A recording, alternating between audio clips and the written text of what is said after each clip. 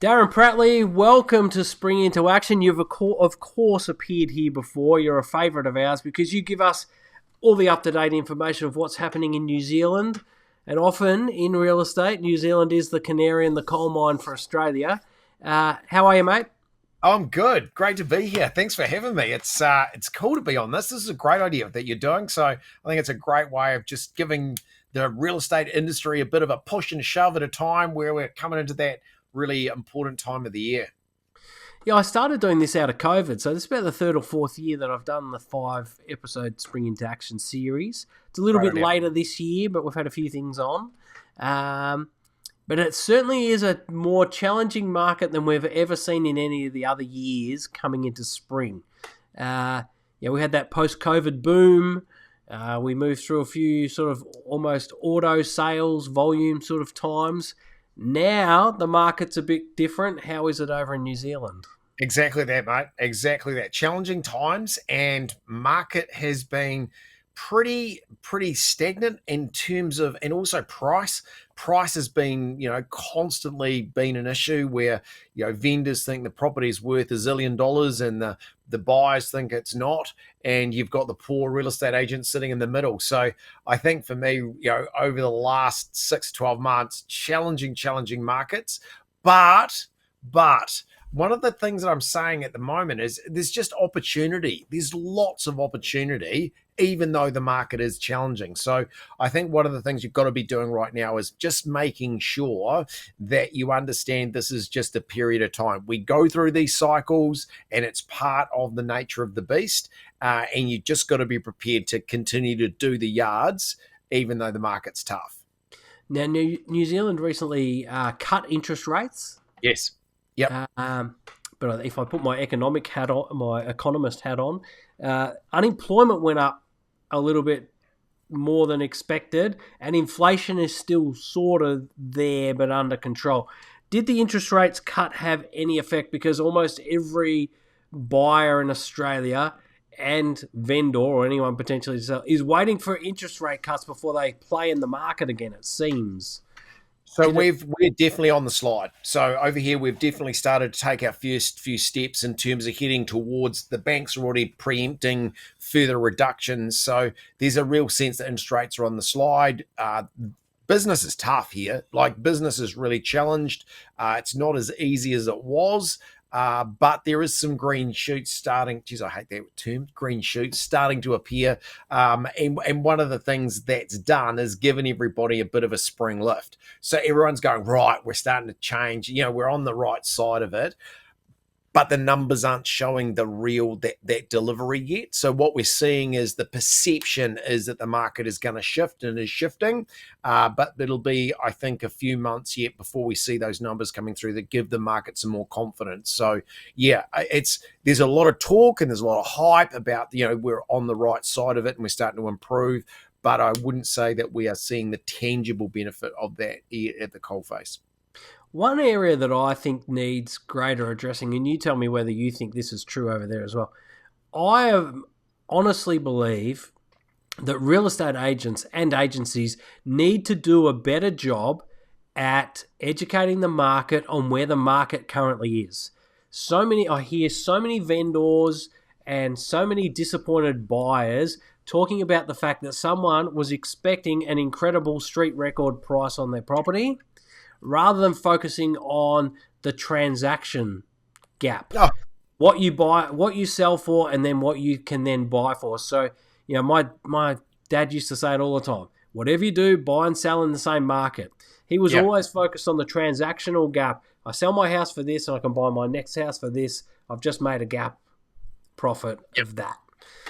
I don't think agents do that enough. What do you reckon? No, I agree with you, and I think, but see, one of the parts for me is that I just keep talking to agents about, you don't set the price. The agent doesn't set the price and they don't dictate the price. What they do is provide the service that gets the best price the market will pay at any particular time. So this idea that agents know what a house is worth and know what the market's going to pay and know what the purchaser should pay, I just go, get out of that price conversation, because at the end of the day, your job is to facilitate the transaction And that's all.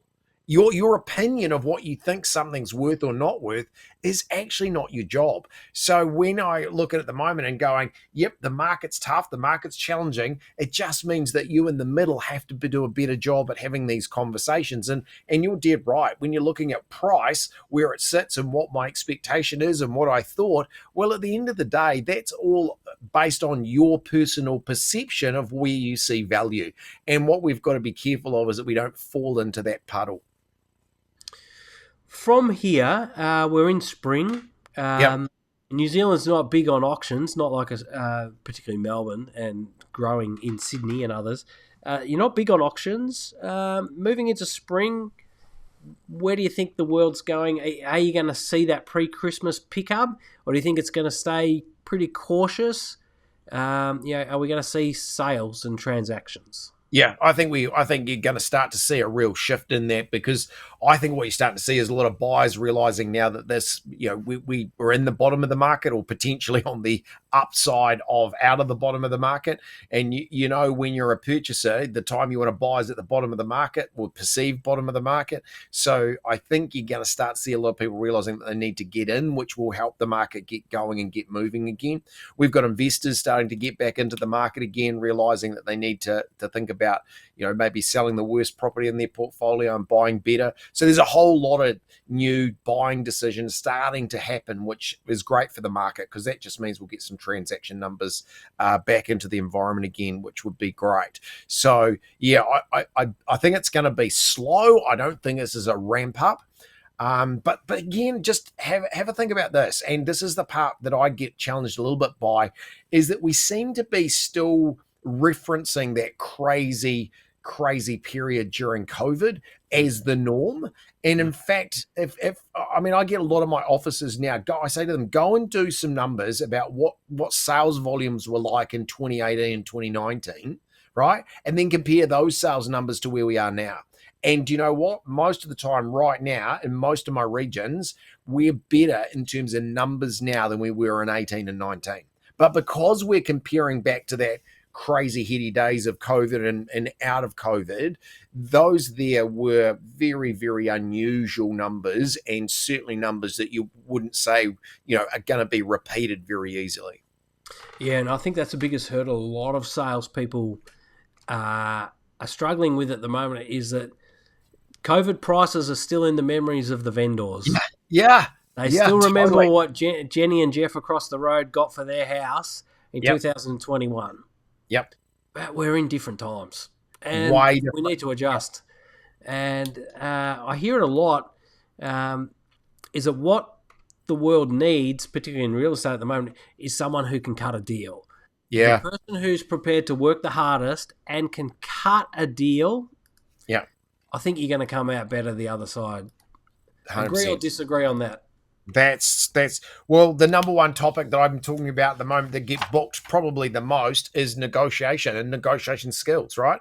So we've done a lot of work over the last 3 years with salespeople about, those that are good at cutting deals, and what is the skill, or what are they doing. And what we identified was, at the number we've got at the moment is 16 different sales strategies that you can use to get a deal across the line. So 16 different strategies. If you ask most real estate agents, they'd be lucky to have 2.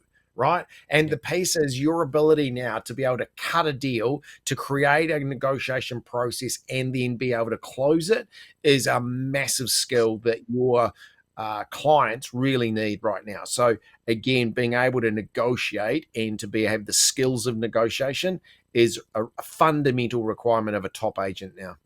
Yeah, I was speaking to Lee Woodward on one of the other episodes of this Spring Into Action season, actually, and he was talking about agents who are down in the dumps and not getting things done, or not winning appraisals, not winning in negotiations, not selling properties.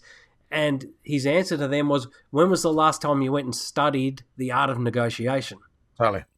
When was the last time you went and did some work, or got someone in who can help you with the art of negotiation? Totally. And I think we're in that patch now. Out of COVID, we were harvesters, not farmers. We were just harvesting the patch that we had. We weren't buying more farms or building bigger farms with more paddocks. I think now we're in a growth phase where agents need to lift their game. They need to sharpen their tools and their craft and go back to the craft of real estate in what is considered a more sluggish market and just get better at that, because they're not, you say this is your term, the era of the order taker is over. Yep. Almost sounds like an episode of Star Wars, but the era of the order taker is over, and now you have to be a craftsman. Okay, and that's the piece for me right now is how good are you at getting the deal across the line? How good are you at showing the skill set? Because you think about this. If I walked into anybody's house at night and said to them, here's my service, and by the way, my fee is $30,000, I'll say it slowly, $30,000. And some of my offices, they're $60,000, $70,000, $80,000 of commission, right? If you're the customer, what's the first thing you'd say when someone says to you it's $30,000 or $50,000 or $70,000 is the fee? What do you reckon? Well, the first response would be, "Why are you standing in my lounge room? I'm trying to watch the block." But the second response is, 100%. I think sometimes, what the hell am I going to get for that? Yeah, what are you actually even doing? You're just putting my house on a website and for someone to find? Because that's what they think most of them do now. They think they've got the buyers all lined up. And see, this is where your skill as an agent now has to be clearer and more defined than ever. And creating that skill set positioning is a must. Yeah, and really, really communicating your value and your proposition, what actually goes into it. Because you and I know it's not as easy as it seems. No. This is a key area that I do, every week with teams all around the place. Is like this is now the hot topic, right? Because if you don't get this right, you are toast. And the consumer now is way too smart to pick agents that are good and not. And that's the key part now, is to be much more clearer about what we do and how we position ourselves in front of that customer. All right, Darren, what a great episode. Anything else to add before we go? 3 things.